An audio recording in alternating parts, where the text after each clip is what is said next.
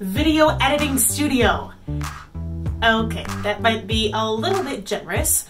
This is my home office that I share with my cats. This is where I edit episodes of Scorekeeping. I'm on the road a lot, so my workspace never really ends up being anywhere in particular. It's wherever I can comfortably set up my laptop and a cup of coffee. You should know we don't outsource our video editing. All that happens right here, on our laptops, wherever we are. We're really proud of what we've been able to produce as such a small company.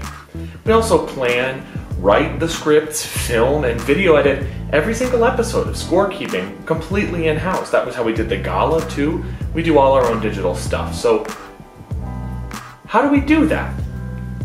By the time you're watching this video, Nick and I have put in several hours of planning, filming, and editing.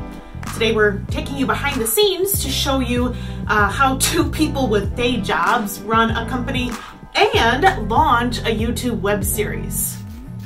We start with a topic, an idea, a trend, something like that.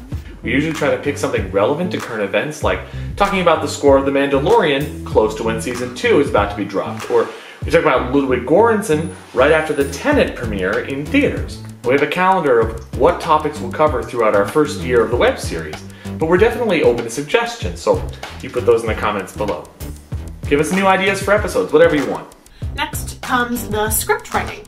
These are pages of research notes, comments on how to video edit specific segments, and of course, the actual core text that we're saying into the camera. We do a lot of research, pulling from, on average, at least 10 sources or more. Between us, Kenosha Opera Festival's leadership has 5 undergraduate degrees, 5 master's degrees, and a doctoral candidate. So the research and writing can get to feel a little bit like a big peer review debate.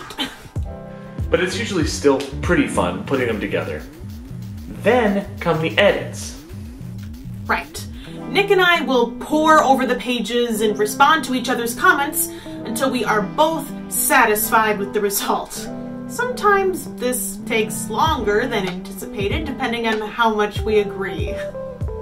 Or we agree to disagree. But we always get there eventually. We have to have a product. Then comes the filming. When we started doing video projects for the Kenosha Opera Festival, like the Digital Gala concert, we almost had nothing in the way of camera rigs or studio setup. I'm embarrassed to say, but I filmed my entire Digital Gala concert script on my cell phone on a selfie stick. But we've come a long way since then. I'm in love with my newest toy. It's my very own teleprompter. You place the camera here at the back, and this special piece of glass will be see-through, so you can shoot right through it. Then, here at the front, you just place your script. This model is cell phone sized, and it'll reflect up on the glass without being seen by the camera. Pretty neat. I also invested in a gimbal. It allows us to create those smooth, gliding, cinematic crane shots that look so beautiful. They can really take the video to the next level of a professional production quality. Even with better equipment now, the filming process can still be super nitpicky as you play with lighting, camera angles, set dressing, framing each shot, and honestly just trying not to look like a super stiff weirdo while you're talking. Joking aside, all of us also have stage performance background. Whether it's an opera, music theater, or classical Shakespeare, that experience is another aspect of our team that makes the camera work. But once the filming is done, then the real fun begins. The editing. Here's what a completely finished episode looks like in the editing program we use, DaVinci Resolve. Kind of a hot mess, right? Every piece of this puzzle is carefully placed to create the most attractive result. This layer here is the core video which I filmed in my living room. Underneath, you'll see the audio tracks I used, including background music, musical examples, and sound effects. Above these layers, you see images and text which have to line up with the specific moments in the audio and often have their own effects. It's super important for Kayla and I to agree on a uniform aesthetic for these videos, kind of like a style guide visually. We're hundreds of miles apart most of the time, working on our own videos, but they have to look like they were on the same page and under the same recognizable umbrella of scorekeeping. It's all about branding. So we do this identical opening and closing graphics. We use a similar transition and effects, and by matching our filming and editing techniques as much as possible. We talk about this all the time, which kinds of editing tricks we're going to use. We share a folder on Google Drive, just anything that can help us be in communication about how to make things look like they go together. This is obviously a lot of work. Like, a lot of work. Did I say it is a lot of work? But it's so worth it. You see that video go live on YouTube and you watch the view count start to climb. It's really rewarding and fun. You might not know this, but YouTube doesn't just count the views on a video. It's actually recording how much watch time the channel gets overall. So watching to the end of a video actually really helps us a lot, just as much as subscribing, liking, and commenting do. We love that sweet, sweet watch time. So this is our method right now for producing scorekeeping episodes. The summer of 2020, though, had us in an entirely different situation. We had been planning an in-person inaugural season for the Kenosha Opera Festival, and obviously that went down the tubes. When we pivoted to the idea of doing a digital gala concert, we were building the plane as we were flying it. The digital gala concert was a completely different beast from anything we were doing with scorekeeping, like what we're doing now. We had dozens of video submissions to cut and process for the grand finale chorus you're looking at here, and another program for audio called Audacity.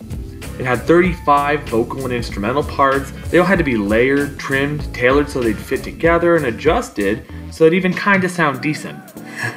But we also had soloist material, the opening and closing statements from the board, introductions to each song, animated pieces like the fun facts to embed over every performance, and more. It's a lot. You can see how many layers deep this is. It's a lot. We are honestly so proud of how the digital concert turned out. It's actually what inspired us to start the scorekeeping web series in the first place. We realized there's a huge potential audience out there, some of who are our Kenosha neighbors and others that are around the country or even around the world. This is what's awesome about YouTube. Yes, we're a young nonprofit opera company in Kenosha, Wisconsin, but platforms like YouTube can help us reach almost anyone. Our viewership on the Gala, on scorekeeping, that comes from across the world. So it's a great way to expand what we're doing beyond just our own doorstep. So here's the hard facts. At the time of filming this video, our YouTube page has 37 subscribers, whereas our Facebook page has 438 likes. Obviously, there is a pretty big difference between who we can reach on our YouTube channel versus who we can reach on our Facebook page. I know we probably sound like a broken record, but when we ask you to subscribe, like, leave a comment, these little actions can turn into a really big impact for us. When you tell YouTube that you like our video, YouTube makes sure that other people will see it as well. That's the big thing. So please, please, please share our videos with your friends if you know someone who likes opera or classical music or movies or TV. We obviously cover a lot, so please encourage them to watch. And obviously, like our stuff and subscribe to us on our YouTube channel. Thanks for watching. And we hope you have an awesome and operatic day. Okay, good. That's what I'm doing, yeah. Okay, back to work. How many takes are you gonna get, Kayla? Let's find out.